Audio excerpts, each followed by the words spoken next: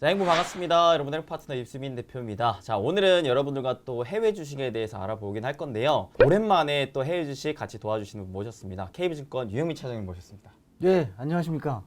KB증권 유영민입니다. 예. 캐저 씨라고도 하죠. 아우, 당연히 그렇게 불러주셔야지. 오늘은 의상이 되게 산뜻하신데. 예, 라이언과 함께 돌아왔습니다. 보여드릴 수가 있나 이게 라이언? 예, 라이언과 예. 함께 들어온 캐저 씨. 여기 또 문구에 치얼업이라고. 예, 힘내시라고. 돼 시장 안 있는데요. 좋잖아요. 자, 오늘의 그러면 주제는 무엇이느냐? 이제 아무래도 바로 3월 중순에 또 중요한 이슈가 있습니다. 또 3월 FMC인데 아무래도 이때부터 서서히 금리 인상을 할 것 같다라는 전망이 좀 많은 만큼 초미의 관심사가 여기 좀 쏠려 있지 않을까 싶어요. 그래서 자, 오늘 그 부분에 대해서 좀 알아보려고 합니다. 과연 금리 인상 앞으로의 좀 전망과 그리고 혹시라도 금리 인상을 하게 된다면은 그에 따른 또 수혜주는 어떤 것들이 있는지 총 5개 종목도 준비했으니까 여러분들 끝까지 함께 해주시면 너무나 좋을 것 같습니다.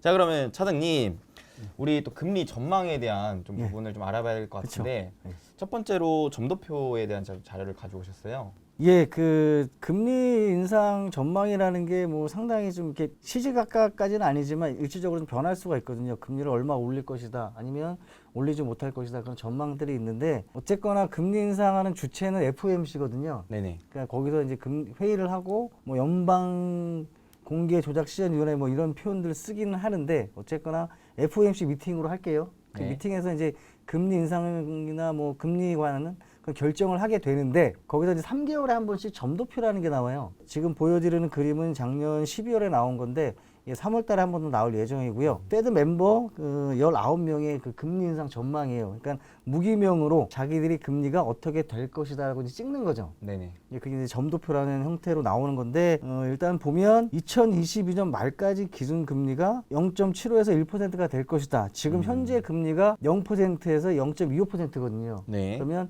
0.25%씩 3번 금리 인상을 하면 올해 말 2022년 말에는 0.75에서 1%가 될 것이다라는 전망이 계속 좀 있었죠. 그리고 2023년 내년 것까지 나오는데 내년에도 역시 3회 0.25%씩 3회 금리 인상을 할 것이다. 그리고 결론적으로 2023년 말에는 1.5에서 1.75%가 될 것이다라는 전망이죠. 이런 표가 작년 12월에 나온 거죠. 그리고 이거를 토대로 많은 예측가들이 전망을 하는 거고요. 네. 예.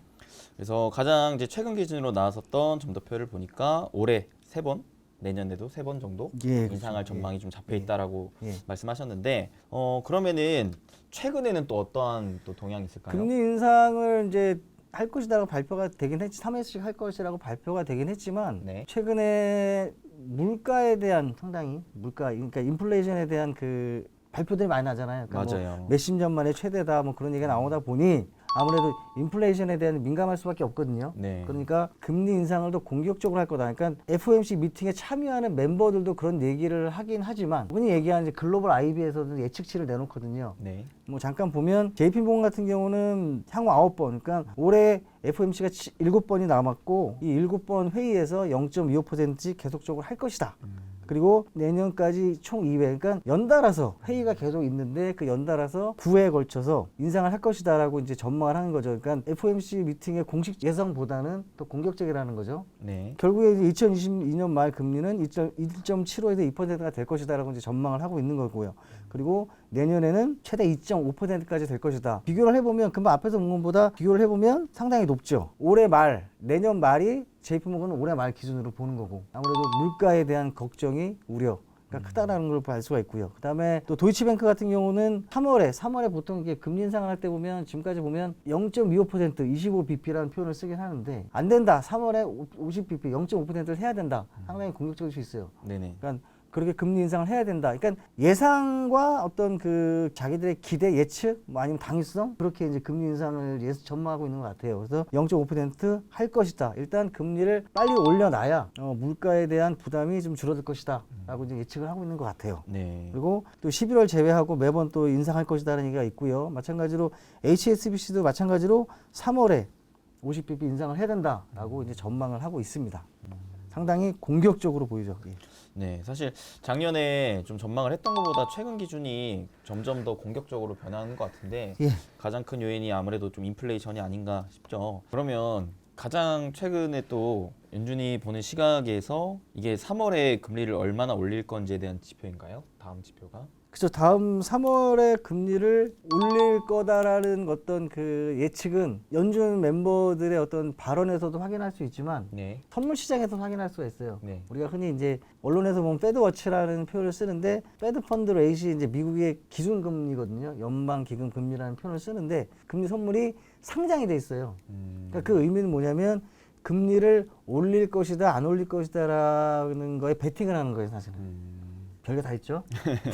그래서 그 패드워치라는 건 이제 어제 그저께 자료를 보면 지금 0.25% 인상이 한 67% 정도 이제 그 반영이 돼 있고요. 네네. 0.5% 같은 경우는 32.7. 이제 하루가 좀 지나서 좀 달라질 수 있는데 어쨌거나 이 정도 수준이에요, 지금. 그러면 어느 정도 금리 인상은 기정사실화되고 있는 건데 0.25냐, 0.5냐. 그러게요. 네. 아예 안 올리는 거는 없네요. 그러니까 원래는 이제 저번 달 한 2, 3개월 전만 해도 3월이 아니라 네. 다음 회의 때 이제 금리를 맞아요. 올릴 것이다라고 얘기를 했는데 점점 빨라지는 거죠. 음. 그러면서 그 확률도 더 올라가고 음. 그만큼 그 인플레이션에 대한 우려가 크다라고 볼 수가 있어요. 참고적으로 이제 좀 다른 얘기긴 한데 좀 말씀드리면 전 세계 경제를 보면 유럽과 미국을 이렇게 일단 보면 네. 유럽 같은 경우에는 그 ECB, 그 유럽 중앙은행 있잖아요. 그 미국에는 연준이 있고. 근데 이게 약간 차이가 있는 게 뭐냐면 연준 같은 경우는 금방 말씀드린 것처럼 완전 고용과 물가 안정 이 두 가지 목표인데 네네. ECB 같은 경우는 물가에 더 집중을 해요. 그래서 사실은 금리 인상에 대한 얘기가 ECB도 상당히 지금 나오고 있어요. 예, 그런 상황이. 약간 그런 차이는 있어요. 예. 그러면은 일단은 우리 투자자들 입장에서는 예. 당장 3월에 예. 금리를 최소한 한 번은 예. 올리지 않을까에 예. 대한 마음에 좀 준비를 하고 있어야 되겠네요. 예, 하고 계셔야지요, 당연히. 말씀드린 것처럼 시그널을 계속 주고 있거든요. 네네. 올린다, 올린다, 올린다 이런 식으로. 네. 그러면 올려? 뭐 이렇게 반응하시면 돼요. 놀라실 필요 없습니다, 전혀. 네네. 좀 미리미리 예. 좀 준비를 해야 될 것 같은데. 예. 그러면 지금까지 미국 기준금리 추이를 좀 보니까 아무래도 그 코로나 사태 전까지는 계속 또 오름 추세였다가 예, 예. 코로나 때문에 다시 예, 그쵸. 제로금리화가 되어 있는데 예. 여기서 이제 다시 좀 올라가려고 하는 좀 탄력을 받을 것 같다라는 좀 생각을 하신 거예요. 그렇죠, 예. 근데 잠깐 뭐 이게 한 2000년대부터 이제 좀 데이터를 좀 보면 지금 2000년 5월 16일로 나와 있는데 이때 6.5%였어요. 네. 상당히 지금 생각하면 상당히 높은 거죠. 엄청 높죠. 이때가 어떤 시기냐면 잘 아시겠지만 IT 버블이 막 꺼지던 그런 시기였거든요. 네. 금리가 낮은 상태에서 이제 IT 업체들이 뭔가 그 상장하고 사실 그 당시 IT 업체들이 수익을 내는 업체들이 없었거든요. 그러다 보니까 금리를 올려버리니까 이제 어떤 수익성에 대해서 수익이 나지도 않은 상태인데 더 어려워지는 거죠. 그러니까 금리를 올린다는 의미는 자금 조달 비용이 올라간다라는 거거든요. 네네. 그래서 신규 설비 투자라든가 이런 거를 어렵게 만드는 그런 측면이 있기 때문에 네. 안 좋다라고 얘기를 하는데 어쨌거나 요 당시에 이제 금리가 높은 상황에서 IT 버블이 꺼져버린 거죠. 그러면서 금리를 이제 쭉쭉쭉쭉 내린 거고요. 그리고 다시 2004년 6월 달에 이제 1.25%로 낮은 상황이었는데 이게 뭐 한 2, 3년 갔어요. 그런 상황에서 금리를 이제 천천히 올리는데 2006년에 이제 5.25%까지 갔고 이게 좀 살짝 연장이 됐는데 여기서 또 금리가 이제 그래프상으로 떨어지잖아요. 네. 이거는 이제 잘 아시는 것처럼 서프라임 사태, 리만 사태라고 하는 그때인 거죠. 이제 상당히 저금리가 아주 길게 이어지지는 않았지만 그 기간 동안 주택 시장의 거품이 계속 낀 거죠. 끼면서 금리가 좀 어느 정점이 올라가니까 주택 시장이 폭락을 하고 금융위기가 온 거고 그 이후부터는 잘 아실 텐데 2008년부터 2010년까지 저금리가 계속 와 있던 거죠. 네네. 그러면서 2014년쯤부터 많이 나왔던 단어들이 테이퍼링. 이제 자금을 흡수해야 되지 않나. 뭐 그런 얘기가 나왔고 이제부터 이제 금리를 올릴 것이다라고 했는데 잘 아시다시피 코로나로 인해서 네. 다시 한번 금리를 0%까지 내려버리게 된 거고요. 이런 역사라고 하기는 그렇지만 어떤 흐름이 좀 있었다. 네네네. 이거 참고하시면 될 것 같습니다. 좋습니다.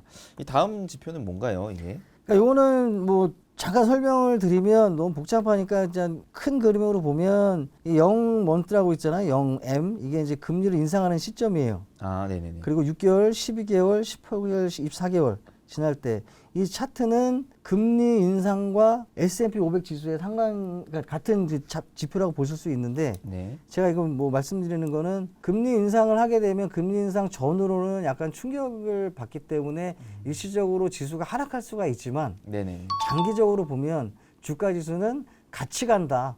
네, 그런 말씀을 드리려고 이걸 갖고 왔습니다. 사실 많은 분들이 이 부분을 많이 걱정을 하시거든요. 예. 왜냐하면은 작년, 재작년 같은 경우에는 코로나 사태 이후에 그죠? 전 세계적으로 금리를 인하시키면서 예. 풀려있는 유동성이 워낙 또 역대급이다 보니까 예, 예. 그로 인해 주식시장이 좀 올랐어서 그러면 이제 반대로 자금을 회수한다면 예. 증시는 무너지는 게 아닌가라는 우려를 하시는. 그렇죠. 이제 금리를 인상하게 되면 뭐 말씀드린 것처럼 기업들이 어떤 자금 조달의 어떤 비용이 증가를 하고 네네네. 약간 그 자금의 경색 뭐 그런 거를 느낄 수가 있거든요. 그렇기 때문에 위축이 되기 때문에 신규 투자를 하기가 어려운데 꺼리게 될 수밖에 없는데 중요한 건 항상 강조하지만 금리 인상을 한다라는 거는 그만큼 미국 경제가 어느 정도 성장을 하고 있다라는 거거든요.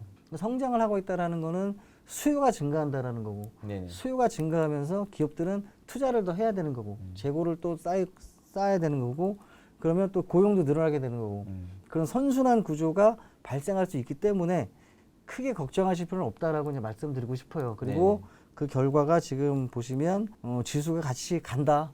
결국에는 이제 S&P 500 지수 같은 경우는 뭐 대기업 500개니까 어떤 벤치마크 인덱스가 될 수 있거든요. 네. 그러니까 이걸 보면 결국에는 뭐 일시적으로 떨어질 수도 있지만 결국에 이제 장기적으로 보면 같이 갈 수밖에 없다라고 생각이 드는 거죠. 네. 예.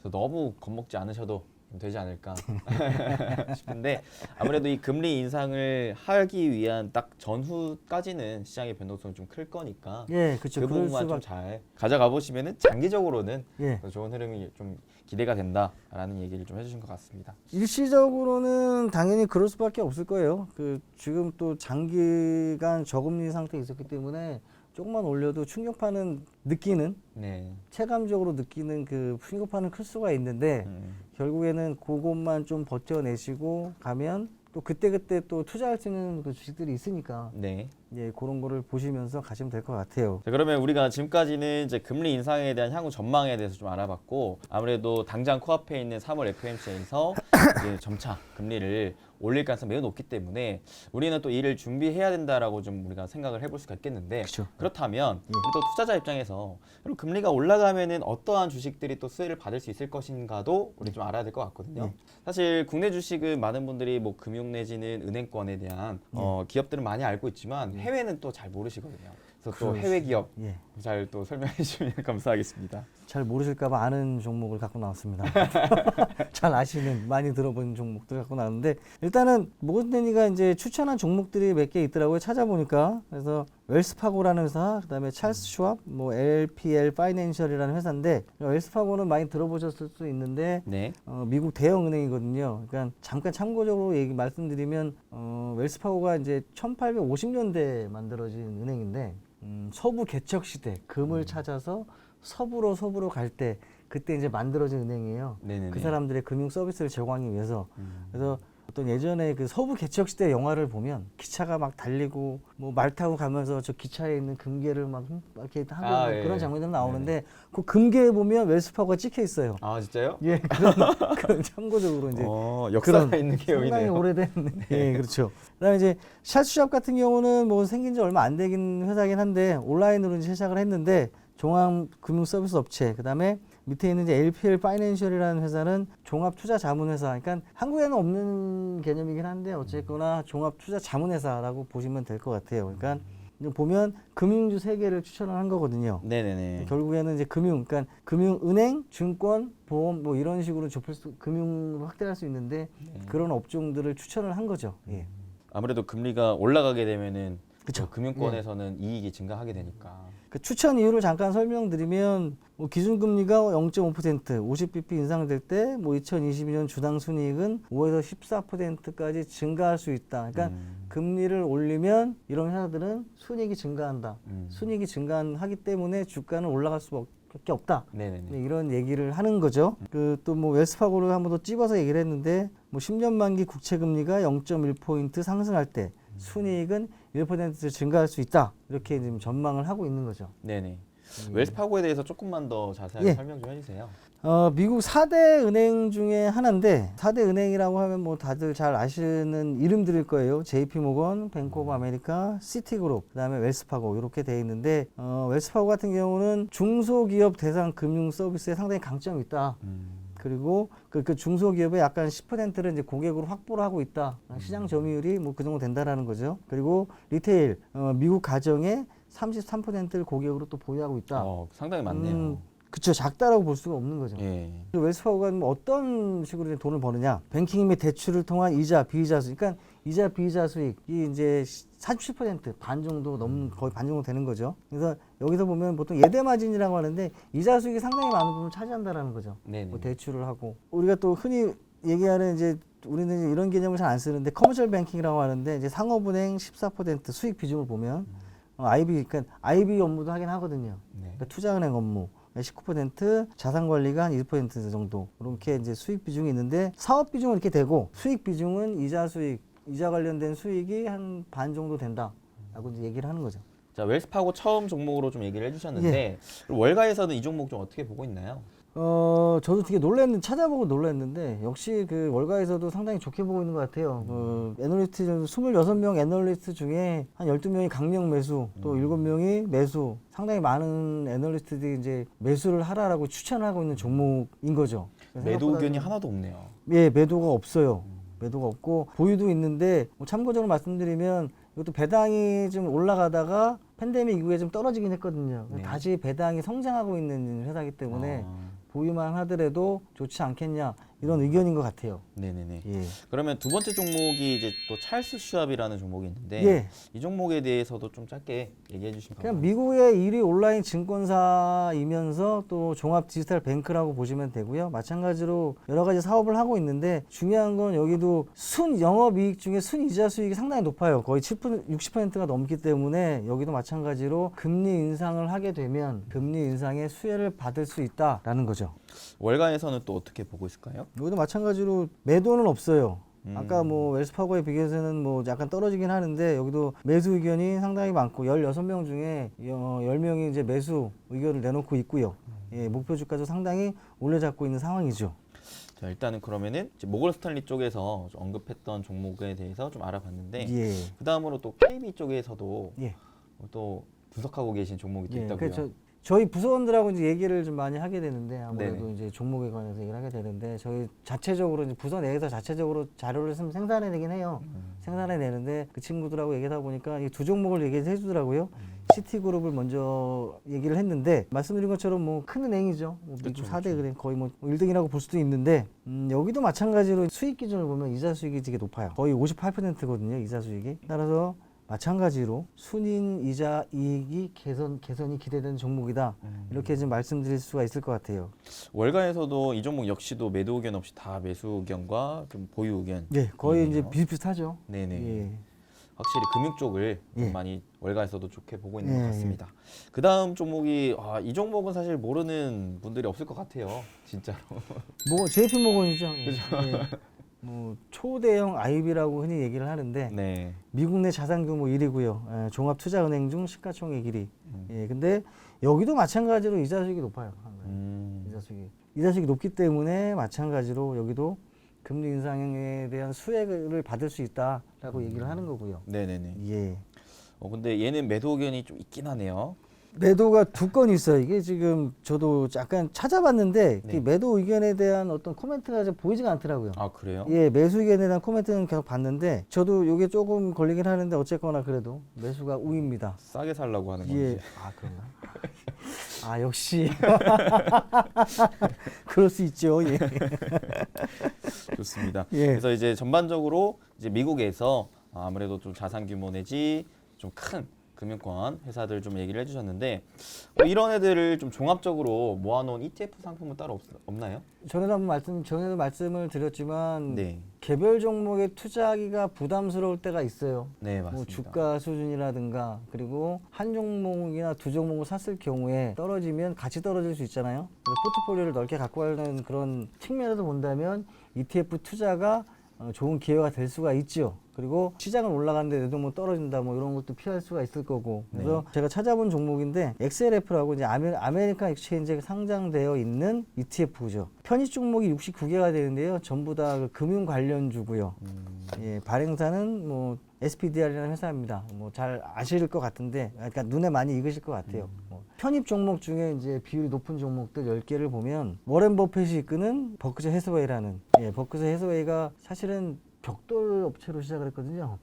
벽돌 업체를 인수하면서 이제 시작이 된 건데 투자회사가 된 거죠 이제. 그렇죠. 투자회사. 그렇기 때문에 이제 금융 관련주라고 이제 인식이 되는 거고 그 밑에 보시면 뭐 JP 모건, 뱅크 아메리카, 웰스포고 금방 말씀드렸던 종목들이 다 나와 있죠. 찰스 슈왑도 있고 시티그룹도 있고. 그러니까 지금 말씀드렸던 종목들을 개별적으로 투자하는 방법도 있지만 이 ETF를 삼으로 인해서 이런 여러 가지 종목들을 담을 수 있다. 그런 장점을 생각해 볼 수가 있는 거죠. 네네. 좋습니다. 그래서 결론적으로는 이제 금리 인상이 실질적으로 좀 진행이 된다면 아무래도 대표적으로 금융권에 있는 그쵸? 기업들이 예. 좀 이익적인 측면에 대한 수혜를 좀 받을 수 있겠다. 자, 그래서 이제 몇몇 기업들 좀 소개를 해주셨고 이 기업들에 직접 투자를 하는 것도 좋겠지만 조금 나는 전반적인 좀 꾸러미 간접 투자를 해보고 싶다 하시는 분들은 ETF까지도 참고해 보시면 너무나 좋을 것 같습니다. 예. 사실 시장이 워낙 또 1월 시장이 워낙 역사적으로 좋지 않았습니까? 그렇죠. 예. 근데 올해는 이렇게까지도 힘들 수가 있을까 싶을 정도로 또 그죠. 그리고 2월도 쉽지 않았고 사실 이렇게 또 계속해서 쉽지 않은 시장을 투자를 하고 계신 우리 시청자 여러분한테 힘내시라고 또 옷도 지금 치열업 입고 계신데 힘내시라고 또 한마디 해주시고 또 오늘 이렇게 또 영상 마무리하도록 하겠습니다. 예, 시장은 항상 내가 원하는 방향으로 가지 않죠. 웬만하면. 그리고 오르락내리락 하는 게 시장이기 때문에 거기에 사실은 그러니까 예측보다는 사실은 대응하는 게 더 중요하다라고 생각이 들긴 해요. 그리고 항상 상승할 수만은 없고 또 항상 하락하는 것만은 아닌데 그런 하락장에서도 뭔가 기회를 찾을 수 있는 부분들이 있다. 그렇게 말씀을 드리고 싶어요. 그리고 하락한다고 해서 너무 위축될 필요는 없고요. 하락장에서 기회를 엿볼 수 있는 그런 종목들을 또 내지는 그런 정보들을 찾아서 투자를 한다면 좋은 성과가 있지 않을까라고 생각이 듭니다. 너무 교과서적인 말인가요? 우리 시청자 여러분들 진짜 힘 다들 내시고 결국 또 이 또한 지나가니까 묵묵히 본인 투자 방향성 계속해서 좀 밀어붙이셨으면 좋겠습니다. 그럼 저희는 또 다음에 또 새로운 정보로 해외 주식 관련된 정보로 다시 한번 또 찾아뵙도록 하겠습니다. 또 같이 또 인사드릴까요? 예. 네, 원래 했었던 준비해야지. 여러분 행복 되세요. 되세요.